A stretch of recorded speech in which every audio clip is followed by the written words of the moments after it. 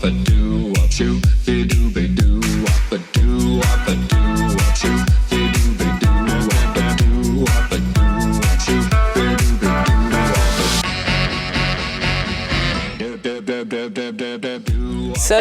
C'est déjà le dernier épisode de la saison 2 de What's Up. Je suis Olivia. Et moi, c'est Arnaud. Nous venons d'Épidémique, la maison de la jeunesse des Cossines.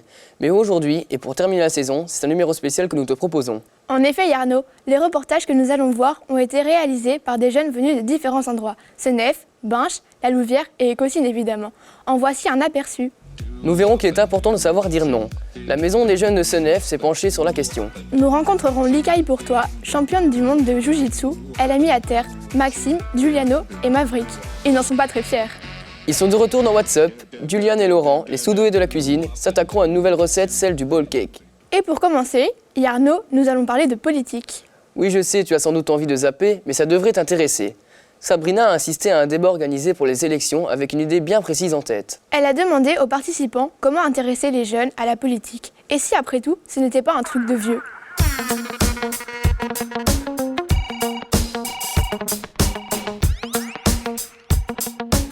Salut, je m'appelle Sabrina et j'ai 14 ans.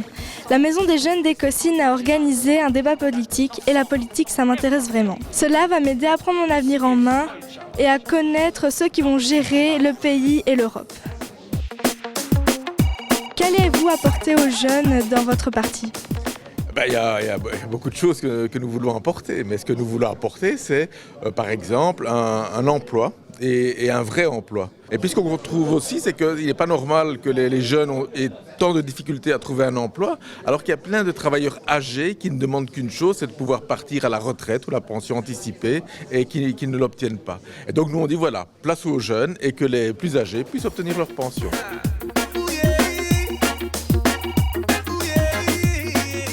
Je pense que les jeunes prennent de plus en plus leur place dans la société, c'est vraiment très positif. On l'a vu dernièrement justement par rapport à toute la lutte pour les questions climatiques.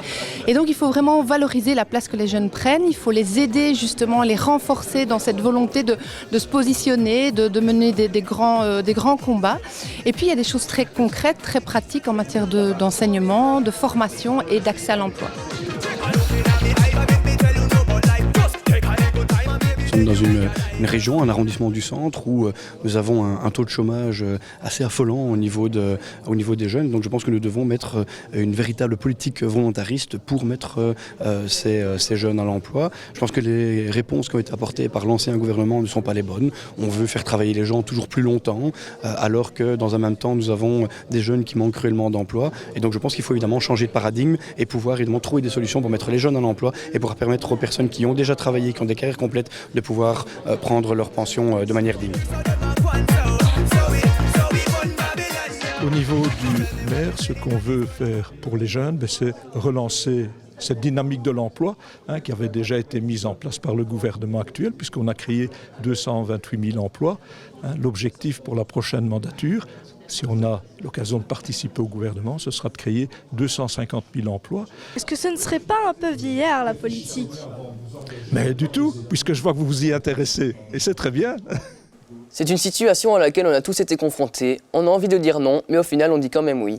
Ça n'a pas l'air comme ça, et pourtant, savoir dire non est important. Du coup, ça a donné des idées au câble, la maison des jeunes de Senef. Il nous propose un reportage grand format pour faire le point sur la question. On regarde, attention pour cette fois, tu ne peux pas dire non.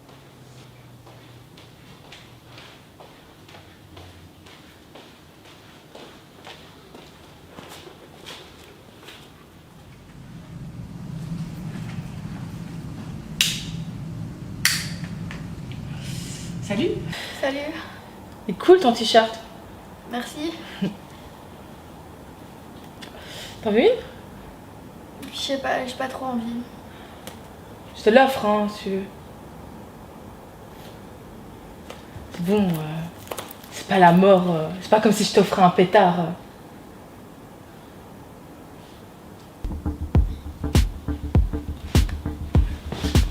Temps mort. Pour beaucoup d'entre nous, savoir dire non est insurmontable. Pourtant, c'est capital. Beaucoup de situations à risque peut être évitées simplement en disant non. Alors, pourquoi ne pas le faire ? C'est compliqué. Compliqué ? Ça, c'est un mot compliqué. Pourquoi le non est-il si compliqué ? Qu'en pensent les jeunes ?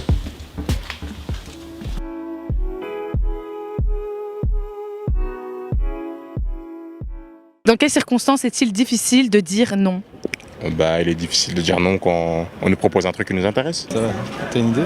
Pour boire un verre déjà. Ouais, pour aller boire un verre. Dans le social, ouais.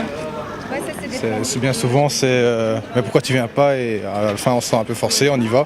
Même si au final, on passe une bonne soirée, on voudrait peut-être rester posé au final et on y va quand même. Personnellement, j'ai pas vraiment de difficulté à dire non. Par exemple, quand on me propose de l'alcool ou une cigarette, c'est automatiquement non. Je pense que c'est pas une question d'influence, c'est une question d'éducation et de comportement envers les gens. J'ai envie de dire non, mais je ne peux pas parce que j'ai peur de vexer. J'ai envie d'aider, mais j'ai pas les moyens, donc du coup, ça me met dans une situation délicate. Oui, ça m'est déjà arrivé, en fonction de sortir pour faire quelques bêtises ou faire des choses pas forcément ou que maman soit d'accord. J'ai dit non, puis après j'ai accepté quand même. Quand t'es avec tous tes potes et que tout le monde fait quelque chose et que toi t'as pas envie de le faire, mais forcément si tu dis non, tu vas passer pour une nulle ou quoi que ce soit. Si tout le monde le fait ou quelque chose comme ça. Parce qu'entre amis, c'est toujours compliqué de partir en fait. Tout le monde te pousse à vouloir faire et quand tu dis non, on dit non, c'est un peu compliqué. Quand tes parents te demandent un truc, tu peux pas dire non parce que c'est tes parents ou la famille, tout ça. J'ai jamais vécu ça, mais je suppose que quand quelqu'un se fait raqueter, c'est difficile de dire non quand on se retrouve seul face à plusieurs personnes. Même si on a très envie de dire non, je pense que il y a des choses qui font qu'on se met à dire oui, à agir sans consentement. Ou alors il suit. Pourquoi il suit? Pour pas être exclu du groupe, c'est tout. C'est quoi ton truc pour dire non et pour être franc en fait? Toujours écouter ses parents, toujours. Et ne jamais faire ce qu'on n'a pas envie de faire. Que nous apprend ce micro-trottoir? Qu'effectivement, beaucoup de personnes ont du mal à dire non. Donc je vous propose de consulter l'avis d'un expert pour comprendre pourquoi.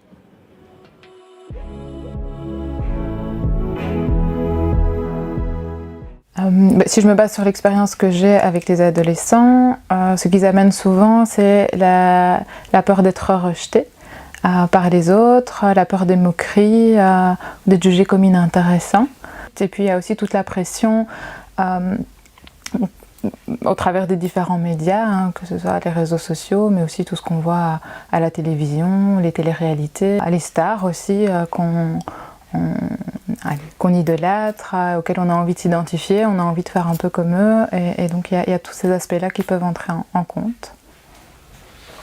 La période de l'adolescence, c'est une période de la vie où on est extrêmement fragile, où on est en quête de sa propre identité, on n'est plus tout à fait un enfant, on n'est pas encore tout à fait un adulte, on cherche qui on a envie de devenir, et on s'identifie aux autres jeunes de notre âge, et dire non, c'est vraiment un risque en termes de rejet. On a besoin de se sentir reconnu, de se sentir appartenir à un groupe, de se sentir apprécié, se sentir aimé.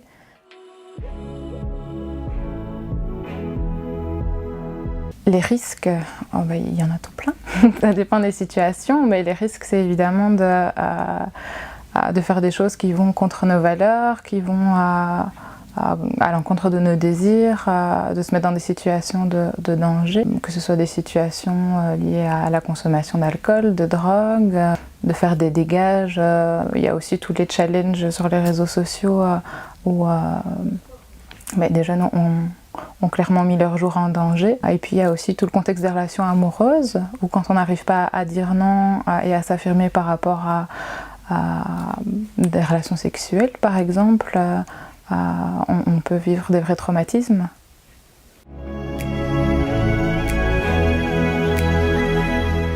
Avoir suffisamment confiance en soi, et ça chez les adolescents c'est souvent c'est souvent un sujet sensible, quelque chose qui est difficile.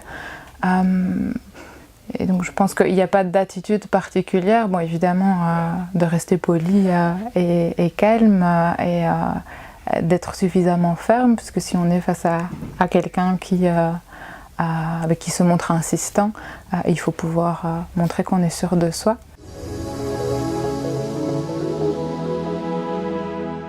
Peut-être aussi de proposer des activités autour de la bienveillance, de la communication. Pour pouvoir s'affirmer, il faut tout autour de ça qu'il y ait des campagnes de prévention, d'information, mais qu'on soutienne aussi les jeunes dans le fait justement de pouvoir développer cette estime de soi et cette confiance en eux.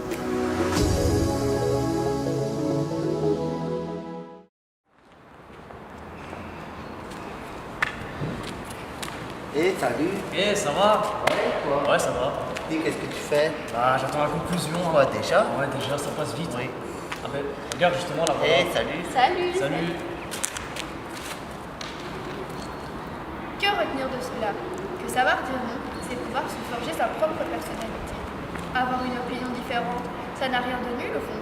C'est ce qui fait l'originalité d'une personne. En plus, c'est la première forme de prévention face à une situation à risque, voire dangereuse. Ne pas savoir dire non indique un problème de confiance en soi. Et puis n'oubliez jamais que vous avez plus de chances d'être une intention positive sur votre personne en assumant vos propres choix plutôt qu'en subissant ceux des autres pour vous fondre dans la masse. Je pense qu'on a tout dit. Oui. On peut y aller. Franchement, c'était super facile. Ouais. Oui. Toi, t'as eu dur Non. Non, moi non plus. Non, pas du tout.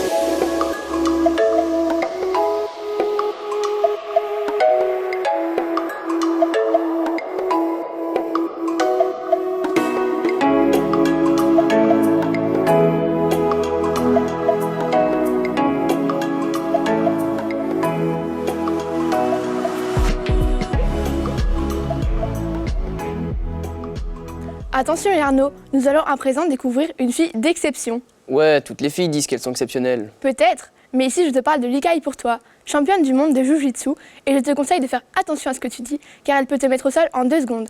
Maxime, Maverick et Giuliano, 3 élèves du collège de Binche, ont pu s'en rendre compte. Et ça, c'est ce que j'appelle le girl power. Salut à tous, c'est Maverick, Maxime et Giuliano. Aujourd'hui nous avons rencontré une championne du monde, Likaï pour toi. Son sport, c'est le Jiu-Jitsu. Allez, on y va.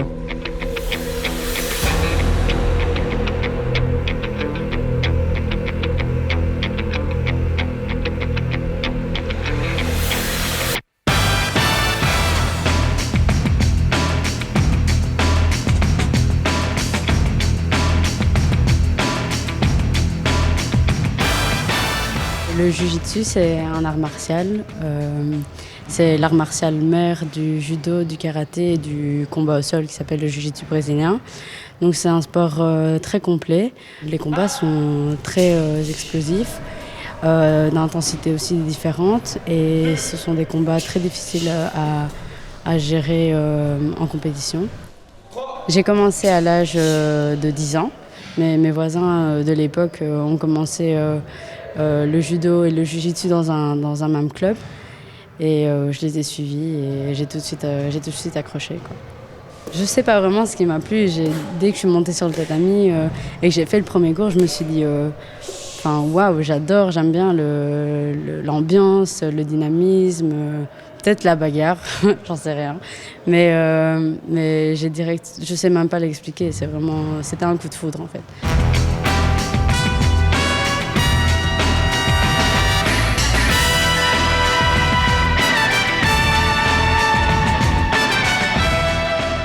Le premier titre que j'ai remporté en Jiu-Jitsu, c'était j'ai fait médaille de bronze au championnat du monde 2011. J'avais 14 ans, je suis montée en U18 et de là, en fait, les sélections sont venues petit à petit. Les moments forts, ce sont tout d'abord les championnats du monde 2017, ce sont les premiers championnats du monde que j'ai gagnés en catégorie junior, donc moins de 21 ans. Ça a été un moment assez magique parce que je me suis déchiré le ligament du genou un mois avant et donc ça a été une préparation assez spéciale et très difficile. Le deuxième moment, c'est ici le championnat du monde 2018 en senior, donc 2017 junior et 2018 senior. Ça, c'était un peu inattendu, pour moi du moins, parce que les seniors sont des femmes qui combattent, ce sont des adultes très expérimentés et c'est une autre forme de tactique, de technique et une autre forme de combat qu'il faut absolument savoir gérer. Donc voilà, et ça a été le plus beau moment de ma carrière, franchement. Gagner les championnats du monde senior, c'est le Graal, quoi. Quelles sont les qualités requises pour pratiquer ce sport ? L'explosivité, être passionné, évidemment, avoir une certaine intelligence de combat, comme dirait ma coach. Ça veut dire que en compétition, comme je l'ai dit, on rencontre différentes situations pendant le combat qu'on doit vraiment apprendre à gérer, et c'est vraiment ça qui fait la différence chez les combattants, chez les fights en senior, quoi.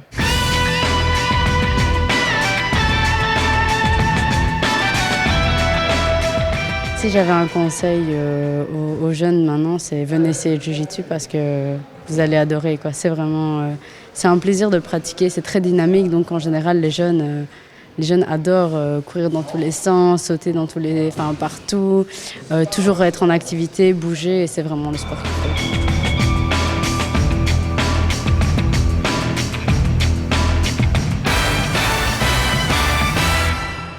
Et du sport, on aime aussi en faire à Épidémique. La Maison de la Jeunesse d'Écossynes organise chaque année un challenge sportif interscolaire.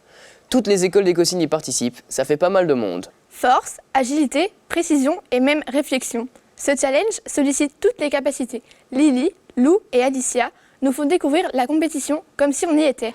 Bonjour, je m'appelle Lou, nous sommes élèves à Écossynes et nous participons au challenge inter-école. Je me trouve avec Alicia et Lily. Alors comment tu te sens, Alicia? J'avoue que je suis un peu stressée, mais j'ai hâte de tout défoncer. Et toi, Lily? Moi j'ai un peu peur, mais j'ai hâte que ça commence. Let's go!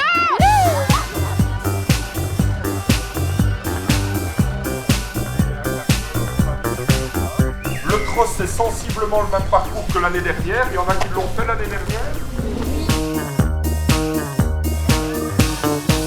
On essaye de réunir toutes les écoles, toutes les primaires d'Écossynes, et donc maintenant, cette année, c'est les 5e et 6e primaires de toutes les écoles d'Écossynes. Donc cette année, ils sont 220. Ça fait la 4e fois qu'on l'organise. Au tout début, c'était le conseil communal des enfants qui l'avait amené via un projet. Et en fait, la maison de la jeunesse avait décidé de le reprendre. Donc maintenant, c'est nous qui le chapeautons. Et voilà, ça permet à toutes les écoles de se rassembler, d'un peu mieux se connaître en tout cas.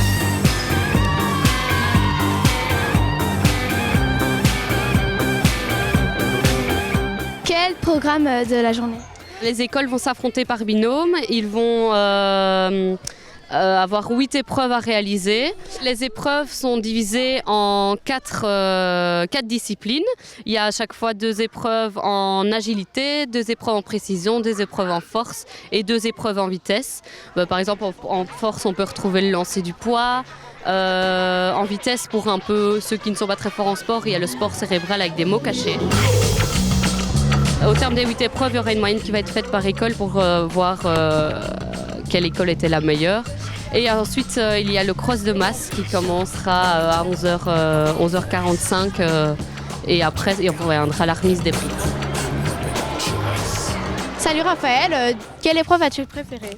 L'épreuve du foot, la première. Et qu'est-ce qui t'a vraiment plu là-dedans? C'est le but d'être précis et se concentrer. J'ai bien aimé avec la balle et en plus c'était chouette parce qu'on avait une technique et franchement on a bien réussi, donc c'était chouette. Donc Alicia assure. Oui.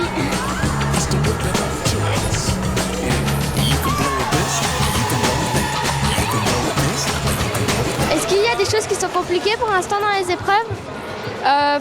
Moi pour le limbo, sincèrement, j'ai eu un peu compliqué, je me suis craquée, j'ai eu mal. J'ai déjà passé beaucoup d'épreuves, vu que j'ai déjà passé les 4 épreuves. Et franchement, j'ai gagné déjà beaucoup de points. Moi aussi, moi j'ai déjà fait les 4 épreuves comme Adrien. On a récolté au moins 200 points. Voilà. Ton binôme et toi, aujourd'hui, avez-vous récolté beaucoup de points pour le moment? Moi j'espère en tout cas, parce que j'ai envie qu'on gagne. John's got Brewer's crew, he gets intimidated by the dirty pigeons. They love a bit of him.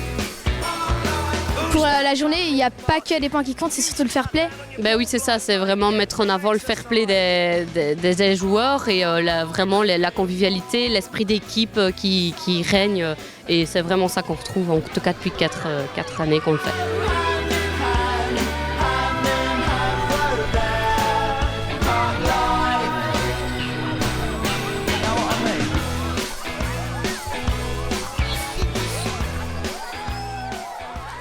Ils ont fait sensation lors de leur premier passage dans What's Up. On ne pouvait donc pas terminer cette saison sans eux. Julian et Laurent, jeunes reporters Indigo, récidivent. Ils nous proposent une nouvelle recette de cuisine et pourtant, c'est loin d'être leur spécialité. À défaut de pouvoir décrocher des étoiles dans un guide, ils ont le mérite de nous montrer que tout le monde peut cuisiner. Alors, s'ils arrivent à faire un bowl cake, tout le monde peut y arriver. Hey, salut Laurent. Hey, salut Julian. Ça va? Ça va bien et toi? Vas-y, moi j'ai un peu faim ce matin, qu'est-ce que tu nous prépares aujourd'hui? Eh ben aujourd'hui on va faire un petit déjeuner parce qu'on s'est découvert une nouvelle passion pour la cuisine. Donc on va faire un petit bowl cake. Le bowl cake c'est quoi? C'est un petit déjeuner assez facile à faire, qui est pas mal équilibré et en plus peu coûteux parce qu'on est tous dans la dèche. Donc est-ce que tu peux nous expliquer tous les ingrédients qu'on a ici? Alors, je pense qu'on a besoin d'une banane, du fromage entier ou nature. C'était allégé mais c'est pas grave. 20 grammes de flocons d'avoine, et non pas de farine, et un œuf.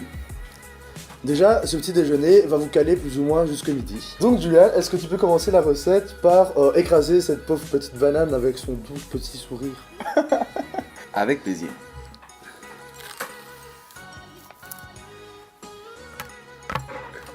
La prochaine étape se résume par mettre l'œuf entier dans le bol. Et on va laisser une deuxième chance à mon assistant Julian de enfin casser cet œuf comme il faut. On en prend quand même parce qu'on sait jamais. Et c'est une réussite pour Julian, on peut applaudir, bravo. La prochaine étape se résume tout simplement à battre l'œuf. Un peu plus énergiquement, ce serait bien. Là t'es en train de casser l'œuf. Et la prochaine étape, on devra juste incorporer la banane écrasée dans le bol avec l'œuf battu. Tu te rapproches. Non, ça a l'air vraiment appétissant. Non, c'est vraiment délicieux, gros, je le sens. Mets les flocons d'avoine dedans et puis tu pourras ajouter le yaourt avec cet petit ustensile. Ok, ça va. Donc on commence par incorporer tout doucement les flocons d'avoine. Tout bien que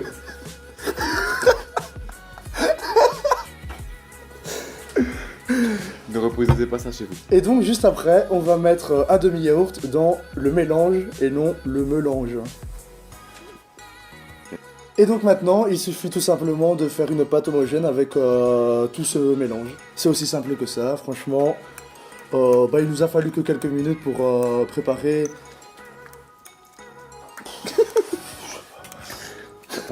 Si on calcule vraiment plus ou moins ce que ça nous a coûté, ça nous coûte un peu moins d'1 euro pour un bol. Donc franchement, c'est vraiment rentable. Et en plus ça cale. Et en plus ça cale. Quoi de mieux, franchement. En fait c'est l'œuf je pense qui cale. Parce que les œufs ça cale. Et la banane aussi, qui remplit quand même. Et la banane. Alors Laurent, une fois que j'ai mélangé, qu'est-ce qu'on fait? Il suffit tout simplement de passer le bol pendant 3 minutes 30 au micro-ondes. Et juste après ça, on peut le déguster tranquillement. Ah c'est tout? C'est tout, c'est aussi simple que ça. Franchement, au top. Bon allez, on va mettre ça au micro-ondes et on se revient juste après.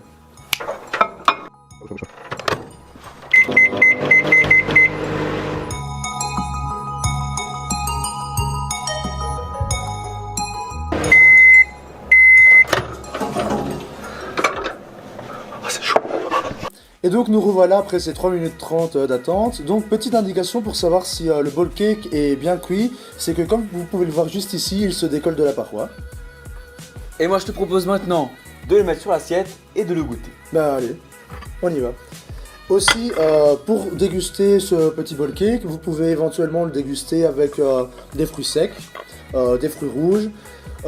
Il est important aussi de boire un verre d'eau avec, parce que les flocons d'avoine absorbent facilement l'eau, donc pour la digestion c'est plus facile. Ou soit vous pouvez aussi prendre avec un jus de fruits, par exemple un jus d'orange fraîchement pressé ou autre. Et donc voilà la petite touche de Julian. Bon, récapitulons. On a eu besoin de une banane, du yaourt entier ou allégé, 20 g de flocons d'avoine et d'un œuf. On a commencé par écraser la banane avec la fourchette et à mettre l'œuf dans le bol. Ensuite, on a battu l'œuf et on a mis la banane écrasée avec les flocons d'avoine et un demi-yaourt. On a mélangé le tout pour avoir quelque chose de relativement homogène, avant de le mettre 3 minutes 30 au micro-ondes. Pour finir, on peut rajouter du chocolat ou tout ce qu'on veut dessus. Ça va avec tout. Bon bah maintenant faudrait savoir qui va le manger parce que moi perso il me donne trop envie donc j'ai trop faim. Shifumi? Allez. Oh non, relou Laurent. Oh là là. Allez, au revoir.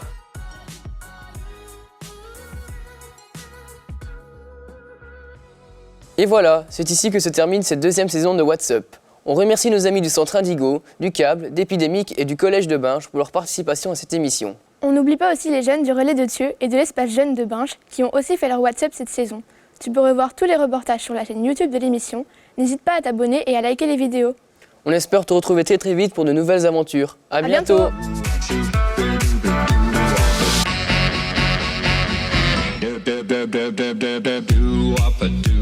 Do